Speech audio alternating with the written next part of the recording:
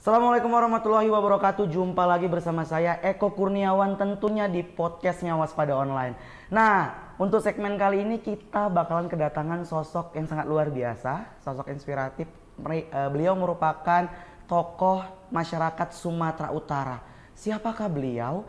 Tentunya sebelum saya mengundang untuk duduk bareng bersama saya di sini, saya mengajak kepada seluruh viewers jangan lupa ditonton YouTube-nya kita, di like, comment, and share, dan beberapa sosial media kita Waspada Online ada Instagram, kemudian ada Twitter. Kita juga ada aplikasi di handphone, jadi boleh di-download namanya Waspada Online Mobile. Berita-beritanya boleh dicek semua lengkap dan tentunya akurat. Langsung saja, ini dia. Saya melihat berbagai hal yang ingin kita coba memberikan masukan dan motivasi. Saya warga masyarakat Kota Medan tentu sangat menginginkan agar Medan ini lebih baik, agar Medan ini lebih cerah, agar Medan ini lebih baik pertumbuhannya. Kalau berbicara mengenai masalah olahraga, tentu yang menjadi primadona Sumatera Utara ini adalah masalah sepak bola. Kita berharap pembinaan sepak bola mulai tingkat dini sampai dengan tingkat dewasa itu harus dibangun secara bersama-sama dan memerlukan kemauan keras. Saya melihat ini nanti akan kita jelaskan lebih jauh tentang bagaimana kita menginginkan sepak bola di Medan umumnya Sumatera Utara ini supaya lebih baik dan membawa nama baik terhadap masyarakat dan Sumatera Utara. Untuk itu supaya lebih Anda menarik, saksikan saya di Waspada Online guna membahas berbagai permasalahan-permasalahan Kota Medan dan Sumatera Utara ini.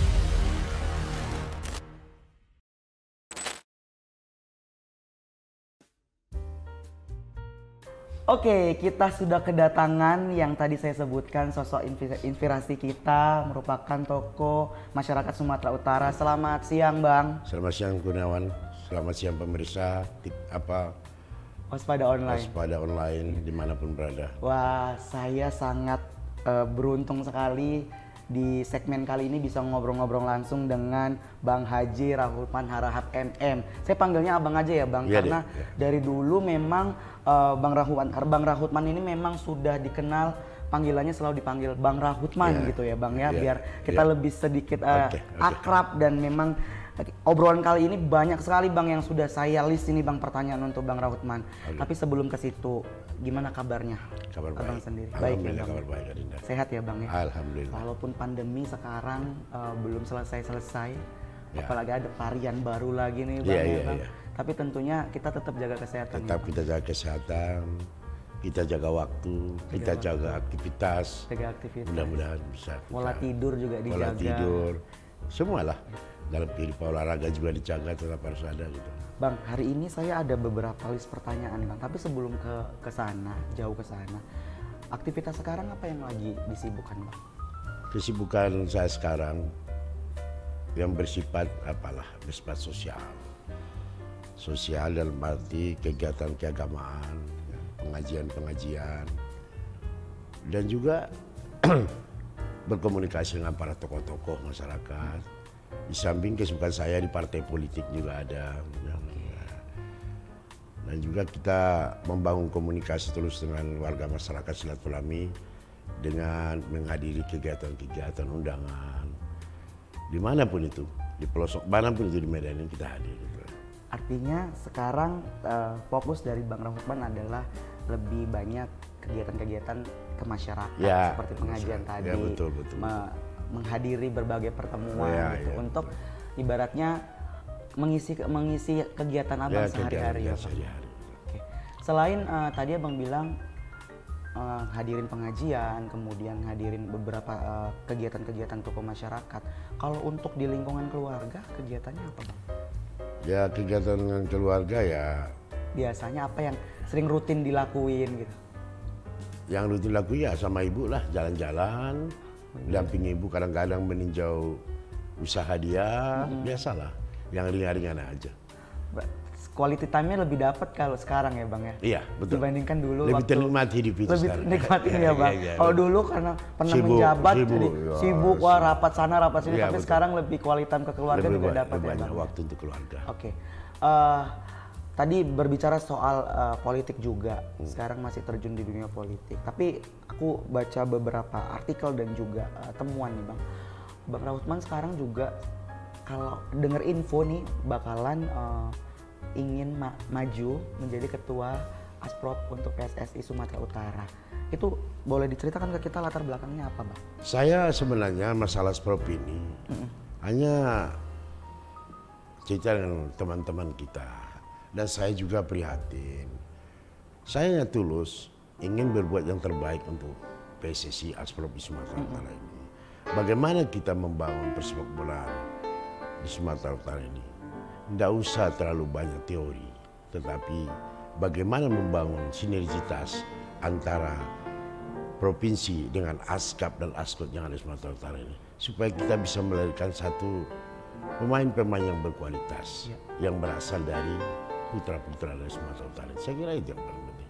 Bagaimana kita membuat ini, bagaimana kita mendorong baik klub, baik kesebelasan dari kabupaten kota ini supaya mereka betul-betul bisa melahirkan bibit-bibit pemain yang profesional yang bisa kita andalkan Sumatera. Saya kira itu. Sejauh ini seperti apa rupanya Bang kondisi dari dunia olahraga khususnya di sepak bola? Saya kira nggak usah saya ceritakan, semua masalah Sumatera Utara bisa melihat.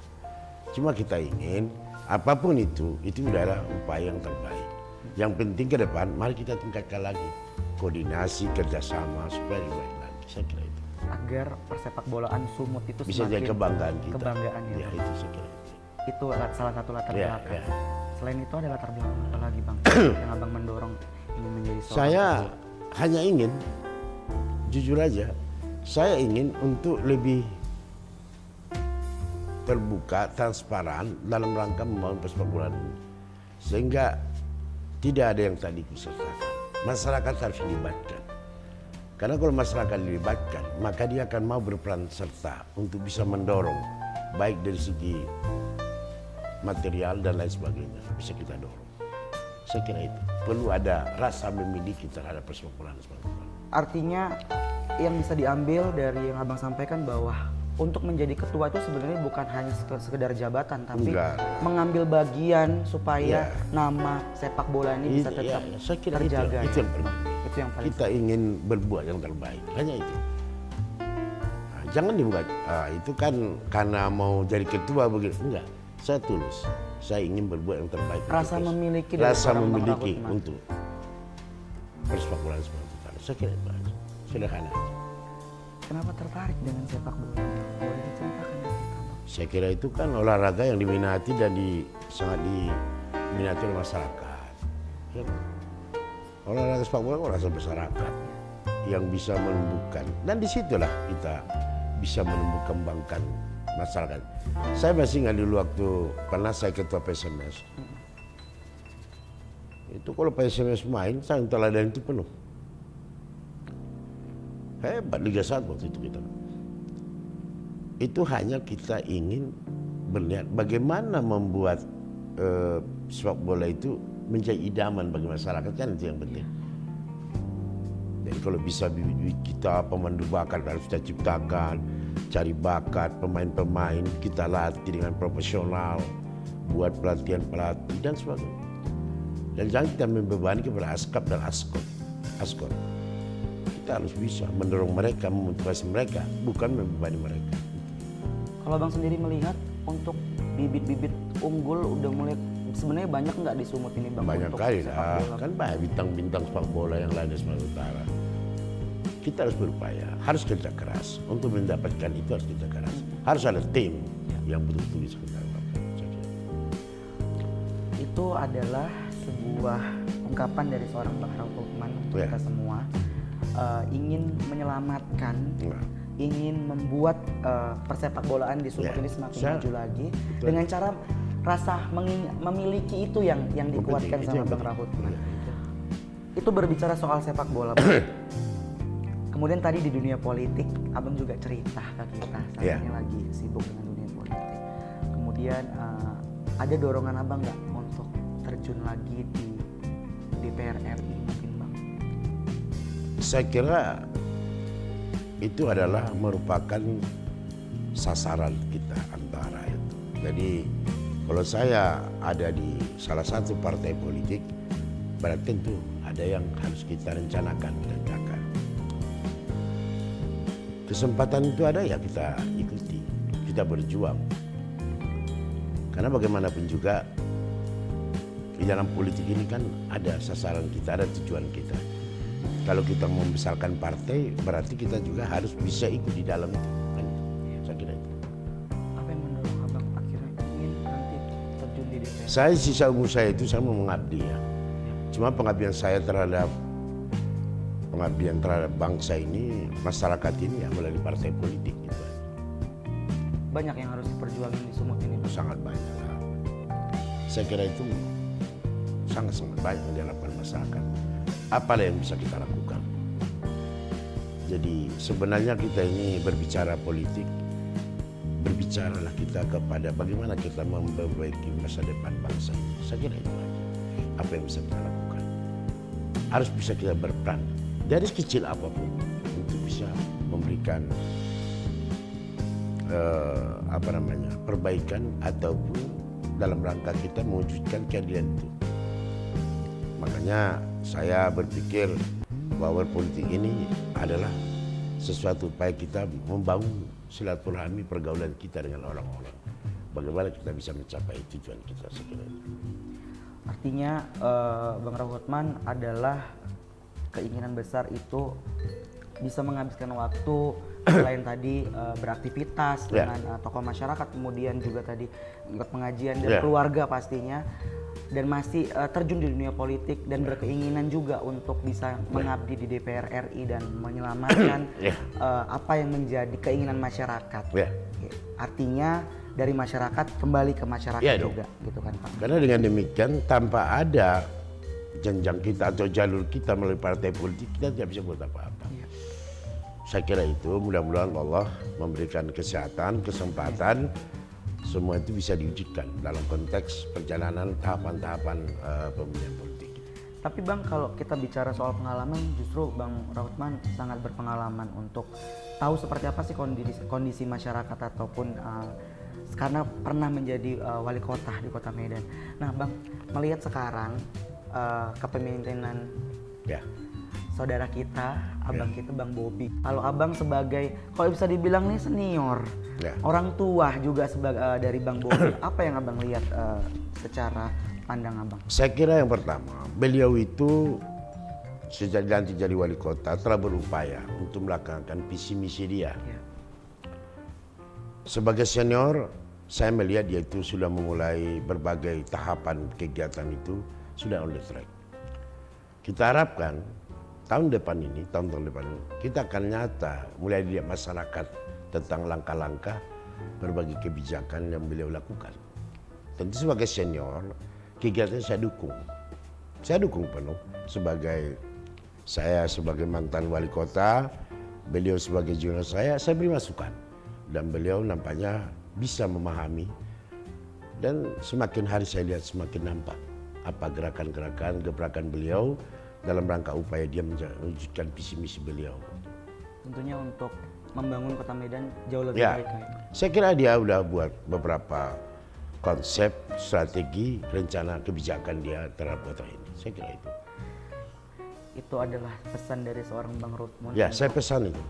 Dan saya minta kepada masyarakat juga, mari kita dukung. Jangan kita mengkritik, tapi memberi kritik itu boleh, tapi harus ada solusi gitu loh. Memberi kritik harus ada solusi. Harus ada solusi. Seperti itu ya Bang ya. Memang kita ini, pemerintah ini daerah kan bukan pemuas, dia hanya pelayan. Jadi bagaimana beliau melaksanakan berbagai program, baik di pemerintahan, baik di pembangunan, baik di masyarakatan, itu akan dilakukan beliau dengan berbagai kebijakan-kebijakan yang kita lihat saat ini. Banyak dilakukan beliau, hanya saja kan kegiatan-kegiatan itu kita berharap beliau didukung oleh aparatur sipil negara yang kuat. kan begitu. Bang, artinya sekarang Abang melihat bahwa program Bobby sudah mulai ada pergerakan untuk membangun Kota Medan dari setiap kecamatan maupun setiap daerah yang Bobby lingkupi. Abang melihat, saya pernah baca artikel bahwa Medan Utara itu sebagai halaman depan pembangunan. Abang melihatnya seperti apa, Bang? Beliau sekarang Medan Utara ini sudah berapa kali, udah konsep ada ke PUPR dalam rangka mengatasi rob itu. Terutama masalah banjir rob yang terjadi di Medan Utara itu. Iya. Sekarang sedang diupayakan dan kita harapkan mungkin segera itu akan bisa diwujudkan beliau.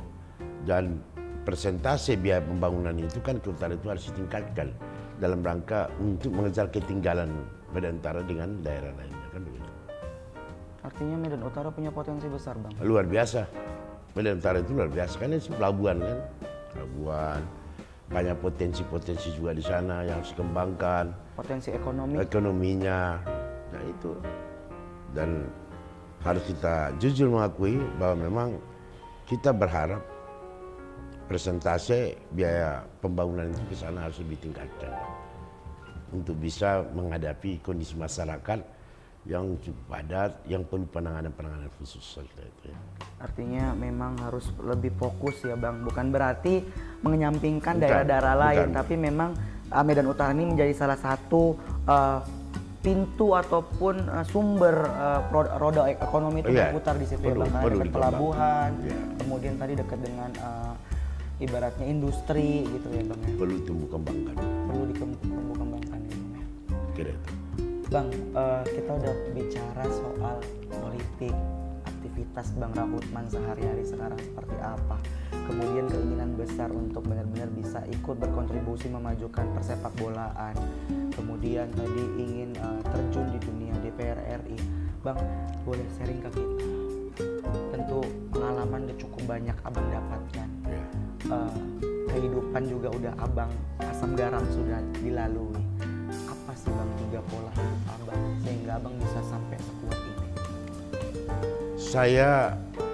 Hidup saya itu selalu bersyukur.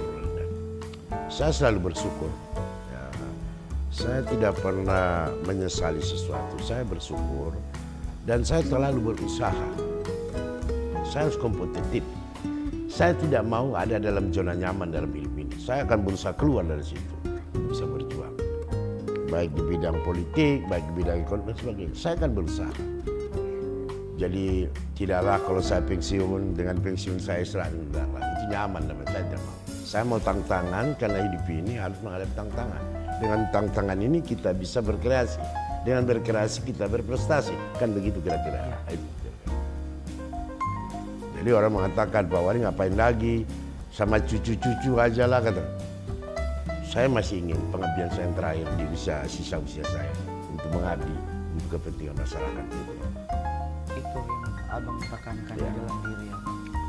Ada pesan apa lagi Bang? Khususnya ini mungkin pesan yang Abang kasih ke kita bisa mengalir juga ke anak-anak muda yang ingin juga nantinya bisa ikut. Saya hanya ingin memesan kepada anak-anakku, para generasi muda, jangan selalu mau enak di zona nyaman, tapi harus dari situ kita keluar untuk menghadapi tantangan itu lebih baik ke depan. Saya kira itu kuncinya. Harus berani keluar. Harus berani keluar. Nyaman, ya, karena dengan zona nyaman itu maju-maju. Jadi kita keluar, ada tantangan, ada hambatan, ada kompetisi dan sebagainya. Keluar dari zona nyaman, ya. Jangan takut berkompetisi. Jangan kompetisi. Kalau Abang pasti kehidupan ini, dua kehidupan ini nggak mungkin mulus ya Bang? Nggak mungkin. Apa yang Abang tekankan dalam diri untuk menghadapi omongan orang? Bahwa situasi, saya kira ada beberapa hal. Kalau dia membaca ilmiah, ya kita hebat ya kajian itu. Yang kurang ya hanya maki-maki segala macam, silakan aja. Ya. Tapi harus kita buktikan bahwa kita itu ingin berbuat. Lama-lama nanti kan tahu dia itu. Biasa itu, udah lewat baru cerita dia. Luar biasa sekali viewers, belajar dari Bang Rahutman adalah kita hidup harus keluar dari zona nyaman. Ya, harus. Berani mencoba. Dan sedikit menghempaskan omongan-omongan orang yang ngebuat kita jatuh ya Bang. Ya nggak boleh. Bang, sebelum kita tutup obrolan kita hari ini, pesan-pesan dari Abang lah untuk kita semua, khususnya buat saya. Saya ingin menitip pesan kepada kalian anak-anak muda ini, Kurnia dengan kawan-kawan semua. Jadilah dirimu sendiri untuk bisa menentukan inovasi, motivasi kita untuk bisa lebih maju dan lebih baik. Percayalah, ke depan ini kalau kita lebih banyak mendapatkan tantangan, kita akan lebih maju dan hasilnya itu lebih ternikmati. Kan begitu? Ya kok nyaman nggak ternikmati itu. Sama itu dengan kita kalau kita berjalan kemana-mana gitu. Ya harus tantangan lah. Orang mengatakan dengan usia begini ngapain lagi para Rahutman begini. Saya bukan soal kepentingan pribadi. Tapi apa yang bisa saya buat untuk kepentingan yang lebih banyak, itu yang saya lakukan. Saya kira itu. Luar biasa sekali viewers. Jadi pesan yang sangat mendalam dari seorang Bang Rahutman mengatakan bahwa bahwasanya kita untuk berkarya ataupun berbakti ataupun menunjukkan apa yang kita punya, apa yang kita mampu tidak menilai dari usia tadi ya Bang. Jadi lakukan yang terbaik, lakukan untuk siapapun itu, tetap berbuat baik dan tentunya pesan yang bisa aku ambil hari ini adalah kalau mau maju keluar dari zona nyaman. Oke. Terima kasih banyak Bang. Luar biasa sekali obrolan saya bersama dengan Bang Rahutman hari ini. Seluruh viewers, Bang Rahutman ajak dong seluruh viewers dari Waspada Online untuk ikutin sosial media kita. Oke. Mari saya ajak teman-teman sekalian, adik-adik sekalian, mari kita tonton Waspada Online di YouTube, subscribe, Instagram, Twitter, dan apa lagi? Kemudian kita juga ada aplikasi Bang. Kemudian ada aplikasi dan sebagainya. Mari kita dukung, kita klik, subscribe, supaya ini bisa lebih baik lagi kita ke depan. Dan tentunya buat kalian semua jangan lupa tonton edisi saya dengan Bang Rahutman hari ini ngobrol langsung. Ini salah satu tempat adalah usaha dari Bang Rahutman. Jadi tepatnya di mana? Itu ada Jalan Setiabudi. Jadi kalau kalian semua mau cari perlengkapan material bangunan boleh datang ke sini. Apa namanya Bang? Indah Taraso. Ah itu dia tadi yang dibilang Bang Rahutman. Terima kasih banyak. Saya Eko Kurniawan dan Bang Rahutman undur diri. Mohon maaf apabila ada salah-salah kata. Sampai ketemu di obrolan kami berdua dengan topik yang berbeda. Assalamualaikum warahmatullahi wabarakatuh. Sampai jumpa.